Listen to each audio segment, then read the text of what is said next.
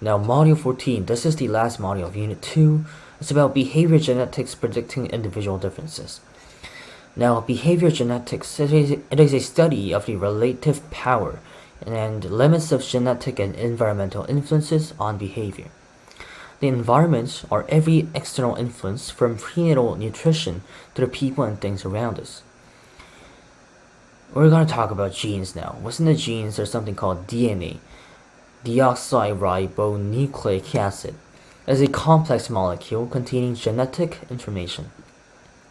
And the gene is the unit of heredity in segments of DNA.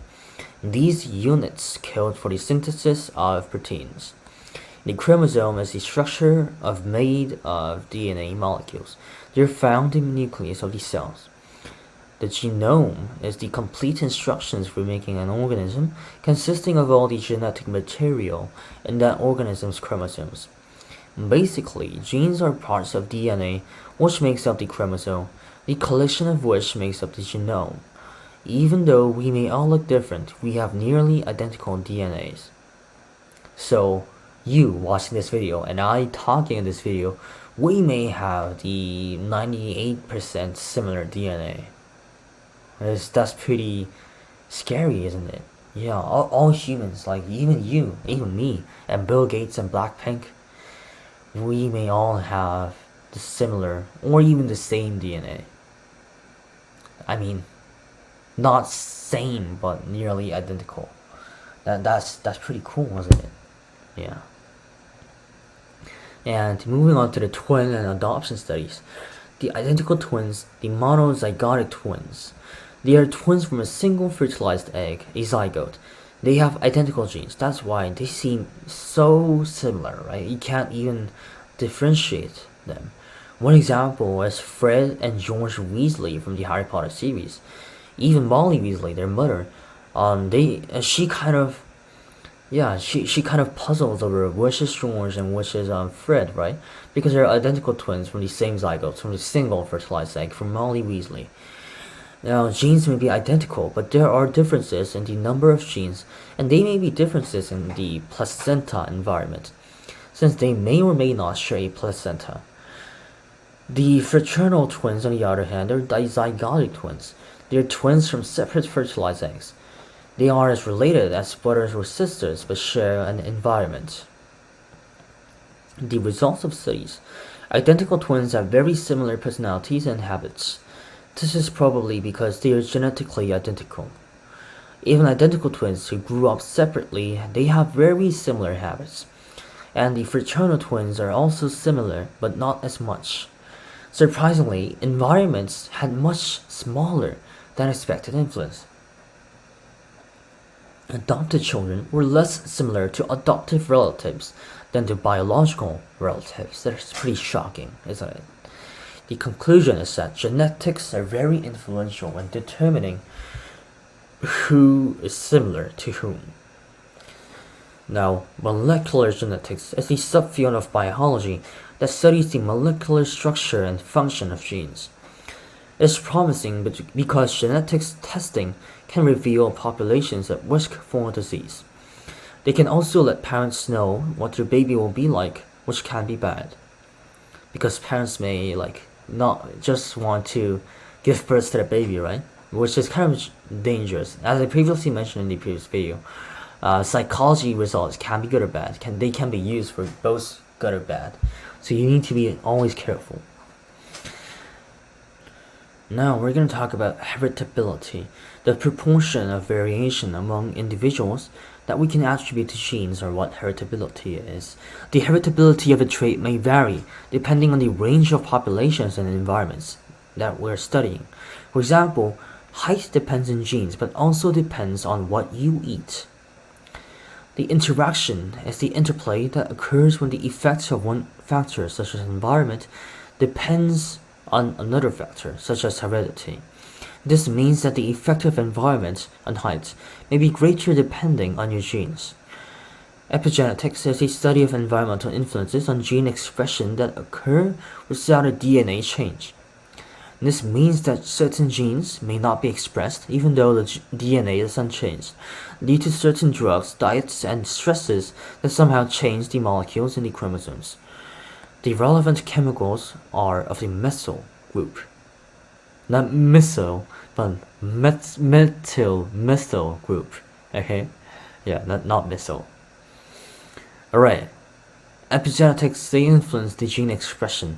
So life experiences beginning in the womb, they lay down epigenetic marks, often organic methyl molecules, that can block the expression of any gene in the associated DNA segment. Oh, the researcher who found this out is called Champagne. That's pretty interesting. Okay, so starting from the genes, in your prenatal stage, drugs, toxins, nutrition, and stress is going to impact your prenatal stage. Postnatal stage, neglect, abuse, variations in care will impact your postnatal stage. Juvenile stage, social contact and environmental complexity will impact your juvenile stage. So gene expression can be blocked by epigenetic molecules. There was actually another module 15, Evolutionary Psychology, Understanding Human Nature. So evolutionary psychology is a study of the evolution of behavior and the mind using principles of natural selection. Now, natural selection is the principle that among the range of inherited trait variations, those contributing to reproduction and survival will most likely be passed on to succeeding generations. It basically means that traits that are good or advantageous for survival will be passed down. For example, the traits that will be passed down will be selected by nature, hence natural selection. The basic idea is the following. In an organism's many and varied offspring compete for survival.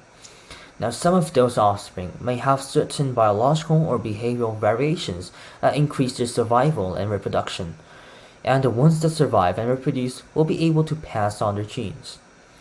Over time, as some traits make it and some don't, the population may change. Now, there might be some mutations. The X-Men are also mutations. They emit fire out of their fists. The Wolverine, he has a sharp claw, an adamantium claw, protruding out of his fist, right? I don't know why they're all related to fist, but yeah, they all have something in their fists, right? And they're mutants, the same as mutations. It's a random error in gene replication that leads to a change. For instance, maybe species of cats only has black fur. However, due to an error in gene replication, some cats may be born with white fur. Mutations can lead to changes, and if these changes are advantageous, those traits are carried on to the next generation. So for example, if those with the white fur mutation turn out to have an advantage over the ones with black fur, the cat population will eventually become mostly white. And there was an experiment that was led by Dmitry Belayev and a group of foxes. So by breeding wild foxes over 30 generations, which took 40 years and about 45,000 foxes, Belayev was able to take a wild species of fox and domesticate it to make it tamer and like humans more. He did it by selectively breeding only those that seemed the most tame out of each generation. This is probably how humans domesticated dogs, cats, and other animals, cows, pigs, and etc. It's the same thing for plants. The reason why corn is so big today is that farmers have only planted the seeds of the biggest ones. So why do we care about the evolution in psychology? It's because evolutionary success helps explain similarities. Steven Pinker said it's no wonder our emotions, drives, and reasoning have a common logic across cultures. We're similar because of natural selection. And this means that the traits that are common across cultures were passed on because they helped us survive.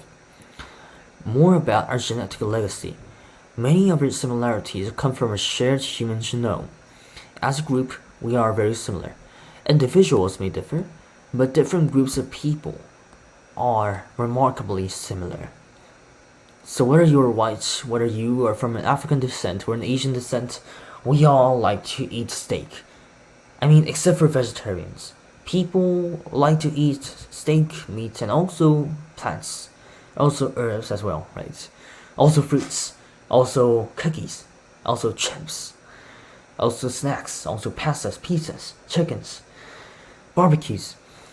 This shows that all of us people, all of us humans, although we are in different races, different groups, we are still very remarkably similar. So what similarities do you have? We don't like bitter foods because oftentimes they were dangerous, especially for pregnant women. But we like sweet and fatty foods because those foods are nutritious and rich in calories, which is necessary for survival. We have a natural fear for animals like lions or leopards because those who didn't, they probably died. We have a universal moral grammar. Most of us think it's bad to kill someone, probably because it was easier to survive as small groups if we didn't tend to kill each other. Now, evolutionary psychology today. Charles Darwin, the father of evolutionary psychology, who came up with the idea of natural selection, he foresaw applying ideas of his theory on psychology and human sexuality. There are some gender differences, right? So men have a higher sex drive and are more easily excited. Men also more likely to initiate sexual activity. I'm not saying all men are, but it's normally the case, as researchers say. Men are also more likely to interpret warm responses as a sexual come on. Well, as a man myself, I don't really feel that way, but that's what the textbook tells us, so yeah, okay. It can also lead to negative consequences like sexual harassment and date rape, okay. Well, yeah, it's what the textbook says, but I personally do not support an idea. Anyway, so why these differences? Men see sex as more recreational and women see it as more relational, as related to having babies and reproducing. For men, having more mates was the easiest way in an evolutionary perspective for their genes to spread and have more children. This is why they tend to want more mating partners. And also why men prefer young women with narrow waists and wider hips, which are signs of fertility. However, women had to carry babies to term and care for them. Therefore, they preferred stability, long-term mating with a single man, and needed someone to stick around because it was difficult to survive alone while also caring for a baby. This is why women are more concerned with a man's wealth, shown by experiments in which women rated men in front of Ferraris more attractive. Just remember though that our evolutionary history does not excuse our behavior. So just because you're a man, it doesn't give you an excuse that you can be more kind of sexually abusive, right? I mean, as humans, you need to kind of be rational, right? Be rational. And reflections in nature or nurture. Genes are very influential, but we are also shaped by culture. For instance, strongly defined gender roles can make differences even greater. Even outside of gender, roles make and define people. And presidents become more presidential, and servants become more servile. Today, due to this influence of culture, gender roles are converging. Now, this doesn't mean we are only defined by nature and nurture. Our decisions impact who we become. Now, with this truly impactful sentence on humanity, Liam's AP Psychology course in Unit 2 comes to an end at this point. Thank you everyone. Going through this really huge and large lecture with lots of information thrown at you.